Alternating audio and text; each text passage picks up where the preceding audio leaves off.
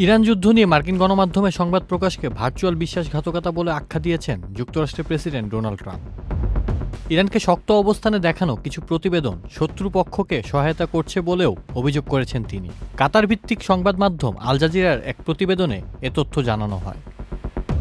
১৩ মে মঙ্গলবার নিজের সামাজিক যোগাযোগ মাধ্যম ট্রুথ সোশ্যালে দেওয়া এক পোস্টে ট্রাম্প লেখেন, কিছু মার্কিন সংবাদ মাধ্যম ইরানকে অযথা আশা দিচ্ছে, তারা শত্রুকে সহায়তা করেই যাচ্ছে, এতে শুধু ইরান মিথ্যে আশা পাচ্ছে, যা তাদের পাওয়ার কথা নয়।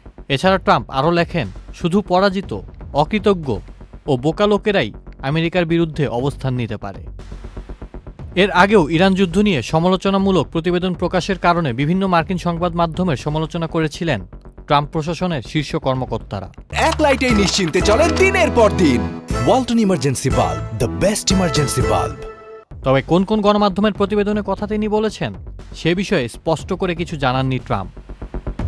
দীর্ঘ প্রায় ১ দশক পর ৩ দিনের রাষ্ট্রীয় সফরে চীনে যাচ্ছেন ট্রাম্প। তবে ইরানের সঙ্গে চলমান সংঘাত নিরসনে চীনের কোনো মধ্যস্থতা বা সহায়তার প্রয়োজন নেই বলেও দাবি করেছেন তিনি। আউসাফুল ইসলাম আকিফ, চ্যানেল আই।